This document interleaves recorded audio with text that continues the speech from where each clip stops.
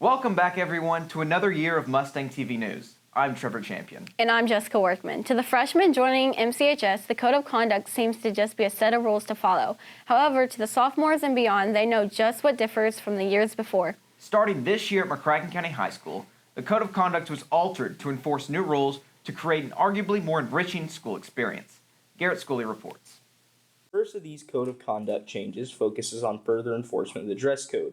We asked this student about their thoughts on this change. My opinion is on the dress policy is it could work, but do you really think people are going to follow it?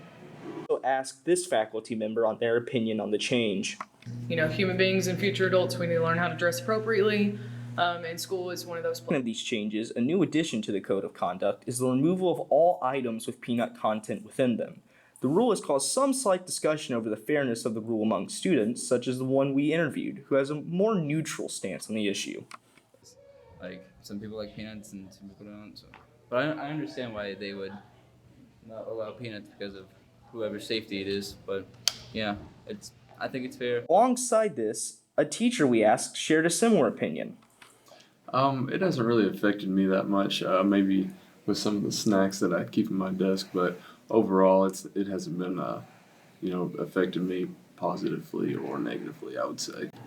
The third and final of these changes, and the most controversial of the new rules, is the removal of phone usage during most of the day, which has been nicknamed the phone ban by students. As one can guess, the student body is against the rule, as represented by the opinion of this student. And the fact that you can get suspended for having your phone out just seems like totally unnecessary, you know? And you're gonna get a lot more kids in ISD than it's like necessary. However, the school faculty has a different perspective to the rule. I do think that kids are less distracted, and even the kids we've talked to have they said they liked it. Remember, following one warning, having your phone out will result in ISD light. For MCHS, I'm Garrett Schooley. For further questions on the Code of Conduct, ask your house principal or other school administrators. McCracken was recently introduced to new administrations, including Angie Woods, Tammy Chapman, and Kevin Jackson. We first asked Ms. Chapman how she felt about her new position at MCHS as House 3 Assistant Principal. This is what she had to say. There seems to be a renewed spirit among the faculty, among the students. They're excited about the school year and some of the changes that have taken place. They're really embracing some of the things that we're targeting as far as improvements with the cell phone policy and the dress code. And so I feel like people have gotten on board with that, and it's exciting to see students and teachers alike have a positive effect with those changes. We then headed to House 5 to interview Ms. Woods. She was very passionate about her future goals and her new role in our school. I'd like to jazz this place up a little bit, get a little color, make it a little bit more fun. School climate could be improved with some of the things that we put on our walls and some inspirational sayings or quotes. I just feel like it could use a little improvement in that area. We unfortunately were unable to speak to Mr. Jackson, but plan on speaking with him at a later date. Last week, we learned who has been casted in the fall play, The Diviners. We want to give a big congratulations to the cast. Lucas Bohannon as Buddy Lehman, Hope Hodges as Jenny Mae Lehman, Elijah Garrett as Ferris Lehman, Zachary Farmer as Cece Showers, Evie Cooper as Norman Henshaw, Brooke Bowling as Darlene Henshaw, Trace McLaughlin as Basil Bennett, Caitlin Humphreys as Luella Bennett, Haley Waston as Goldie Short, Trevor Champion as Melvin Wilder, Jonathan Strachan as Dewey Maples. The show will be premiered from November 7th to the 9th. This year's El Salvador trip will take place February 14th through the 20th in 2020. The estimated cost for the trip will be $1,400, which includes everything from food costs to translators. Seniors and juniors will be given first priority. Those who turn in their completed required forms on time will be those chosen to attend. There will be about 35 places open for students this year. Those attending will be helping work with Starfish Orphan Ministries and Sus Hijos. All required forms are due September 6th. For more information about the trip, see Mr. Sims. Are you now a freshman at McCracken County High School? Do you need advice on how to survive here? Ethan Dowdy asked your upperclassmen for advice that might just save your school year.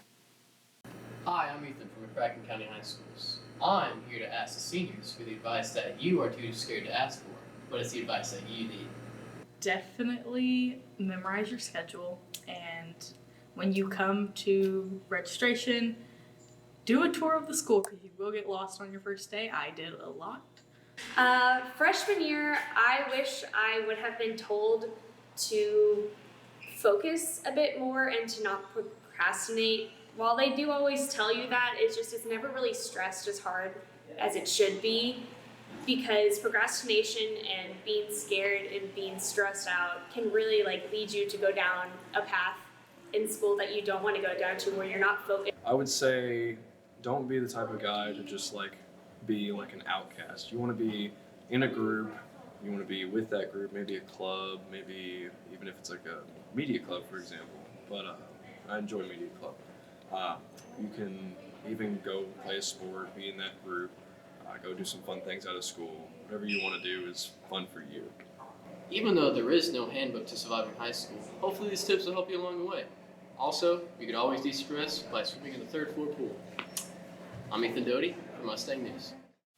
That pool is really refreshing. If you need more advice on how to survive the next 4 years of high school, don't be afraid to ask upperclassmen, teachers, and school staff to make things easier for you.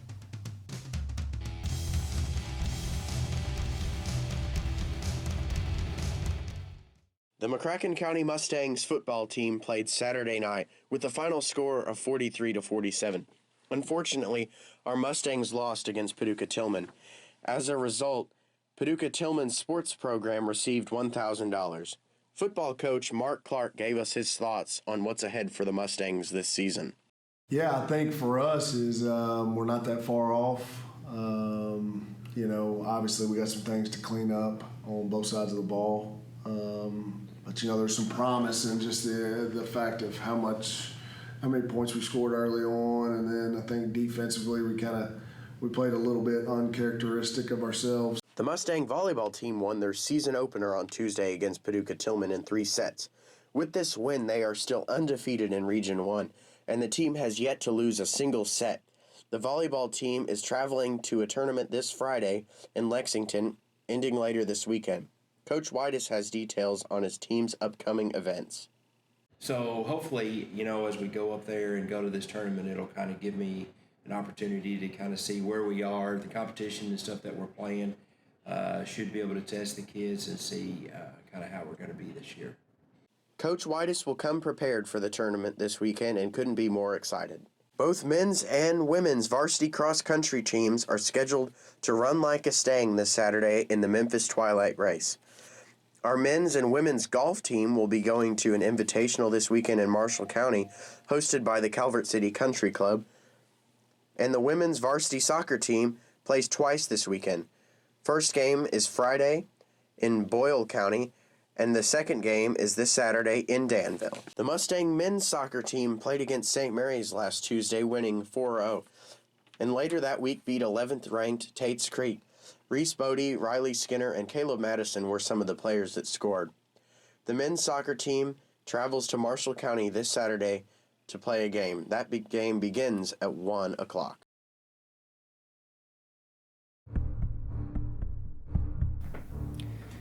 You know what, Trevor? I'm feeling lucky. I am putting it all down. All right.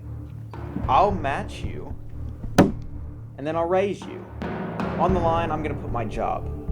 Trevor's Talks. Sure? Positive.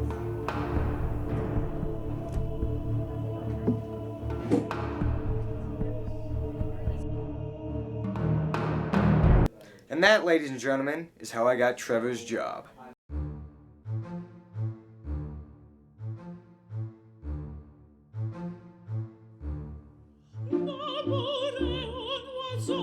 Let's say you're walking down the hall and you see a really cute guy, and you stare at this guy, but you don't want people to know that you're staring at him, but someone catches you doing it. You have to make an excuse. What is that excuse? I like your ankles. That's what I'm gonna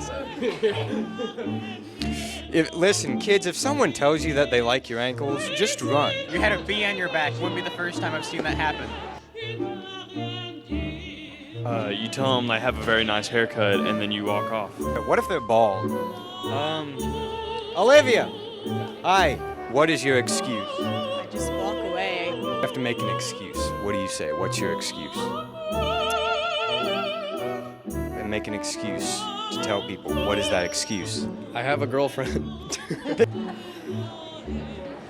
I would say like, oh, I'm probably just staring at his shirt. Like, I like his shirt. Something like that. Something silly about not his face. What if he's not wearing a shirt? You know,